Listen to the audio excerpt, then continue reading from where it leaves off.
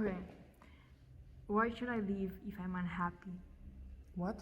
Why should I leave? Why should I leave if I'm unhappy? Yes. Leave where? Leave. Exist. Leave. Oh, live. Yes. The point of life is not being happy. Another thing that we are educated wrong, we live for success or we live for a happy life. Life is not about being happy. And I think that's why we're kind of indoctrinated with this idea, and that's why they keep us locked.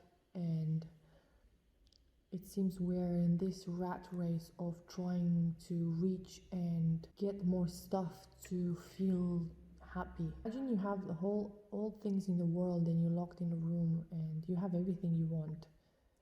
There's no meaning to that. You're gonna feel unfulfilled. I've learned that happiness is just for the moment.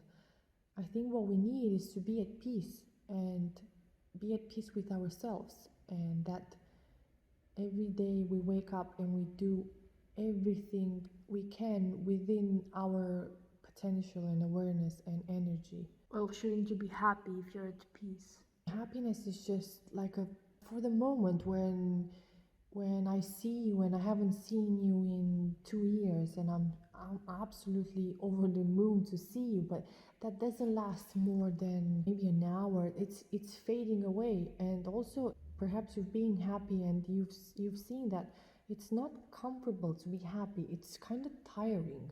You can't be happy all the time. It's just It depends on how you. depending how you express. It's like our brain always looks forward to do something. Always wants more, wants to conquer more, wants more resources, more wealth, more better stuff all the time. So that's why happiness doesn't last for long, because otherwise the human race wouldn't be where we are today. So because people are unhappy and miserable, it's what drives them to do things better. And imagine if everyone would be happy, we would be in caves. Who cares? You're dying of infection, you talk, you don't talk. It's cold or not, we have food or not, we're happy. So you see the point? Yeah. So I think dissatisfaction or being unhappy or displeased with your life is a signal that you're not doing your best. You're not living your life at your potential. It's like a pain. It's like when we have a headache, we simplify the pain we have in our body. Or we have a headache because whatever, doesn't matter what's the reason we give, but most of the time we don't give the reason. For example, Smaranda knows, and she's gonna laugh now, there's a tradition in Romania that you have a headache because you keep two windows open and you sleep, and then you're gonna get a headache. But it's more complex than that.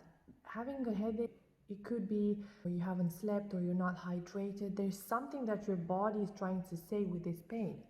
It's not just take a paracetamol and then you don't have a headache and you fix the problem. That's not the problem. That's a symptom of a problem. And I think it's the same with happiness. Being unhappy, it's not the problem. It's a symptom that's resulting from something. It could be childhood trauma. It could be you're unhappy because you feel unloved, you feel rejected. There's something that makes you unhappy. And I think first step, you should find out why are you unhappy? Or you could be because you're smart. You're smarter than the average person. This you're gonna be unhappy because you don't find people to relate with. And everyone around you seems stupid and they seem they don't understand you. So obviously that's gonna give you this feeling that you don't belong. So you're gonna feel rejected and isolated. A lot of brilliant minds have been really unhappy. And even though they were unhappy, they did marvelous things in the world. To sum up, first find out why you're not happy. Like I said, when you're a teenager, a lot of changes in your body, up and down, especially if you're a woman and you're emotional, you're gonna feel happy now and sad and so on and so forth. You can have a tendency of neuroticism. Perhaps you have bad relationship with your parents. So find out why you're not happy. That's first step. Second, find out what could you do every day to improve yourself in order to become a person that will have either better relationships, better friends, better education. It's going to bring peace within you. and you're not going to need happiness. Happiness is just like I say, when you don't see your loved one for so many years, and then you see her and then you get so excited and then you end up arguing. So don't chase happiness, don't chase success, don't wish for stuff, just become the best version of yourself. That's all you could do. That's all the power you have, is to change yourself, and then the whole world around you is going to change.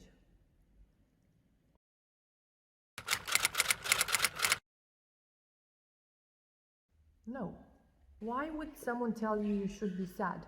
Is it because you're being sad for so long and that affects your quality of sleep, your well-being, the way you interact with your family?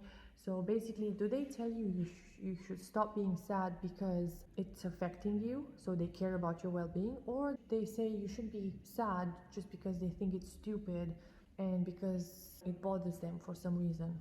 And then it's up to you if it's the case to listen for their advice. But definitely don't take people too seriously.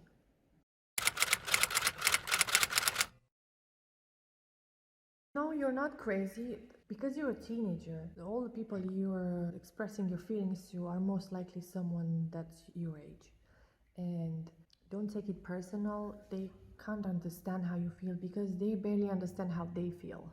And rarely you're gonna find someone that's your age that's gonna give you a piece of advice that's really valuable. But not because they can't, but because they don't know it. If you don't know yourself, you can't help someone else.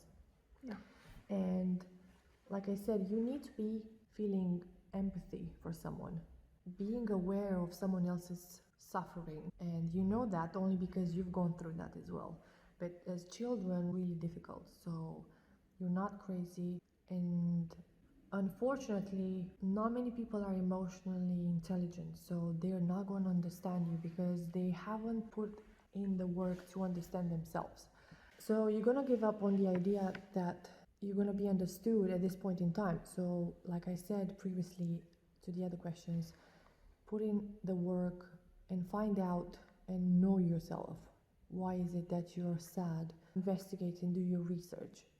And eventually find people on the internet that they're older than you and they've gone through the same problems you're going through right now, and find out what they did, how did they got out of that thing. So basically, try and not rely too much on the group you have right now.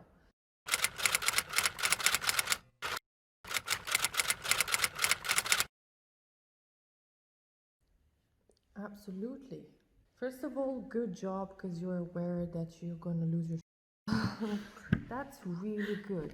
You should admit that. First step in fixing a problem is being aware you have it. And don't deny it. You're not going to fix your life, you're going to deny there's anything wrong with you. You are entitled to feel overwhelmed. Don't take yourself too seriously. Every problem is going to be solved by understanding it first. Why do I feel like this?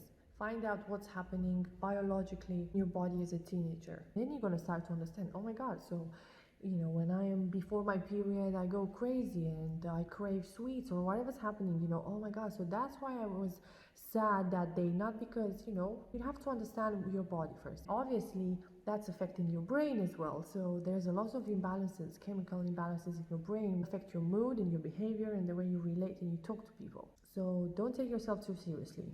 Second, it's good to have a friend to cry over to and have someone to listen to you. But in the end, the only person that's going to help you is yourself. Imagine that you're in your little boat and the sea is the ocean. It's and sometimes the ocean is, still, and sometimes it's stormy, the same like your emotions. And you're in your little boat and you have to get ready. You can see when the storm is coming. Become aware of, okay, I think I'm going to get a little bit sad. Okay, do not suppress that. Get ready, basically.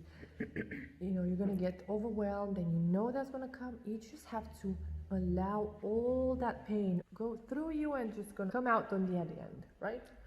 And that's it. The storm is over. If you need to cry, cry. If you need to scream, just take a pillow and scream your lungs out. Just do whatever. Don't hurt yourself. Don't do that stuff. No. Anything but not hurting yourself. dance with the pain, I think. I think that's a good analogy for what we do with emotions or mistakes. Never put them underneath the carpet and pretend that the house is clean. That's Yeah. not true. The dirt is still there. And You just don't see it. exactly. But you know it's there. It's once and twice and 3 times. And then years are going to pass and you keep putting all those emotions and you reject them and you don't want to feel them. And then you're going to be 20, 30, 40 years old and you're going to have so much baggage. You're going to carry all this with you all your life. You still have to work through it. There's no way around it. If you want to be having the best life possible for yourself, you need to work through pain, period. Thank you so much for watching this. This has been way longer than we predicted and really good questions. I hope you're going to take any value of this. As a disclaimer, I'm reminding that I'm just speaking from my experience. I've been educated by one of the most important people in my life, which I give credit to. So this is not my knowledge. A little bit is from my awareness, but most of it, someone educated me and I have to pass that on. If you think this is useful, share this with a teenager. Until next time. Bye!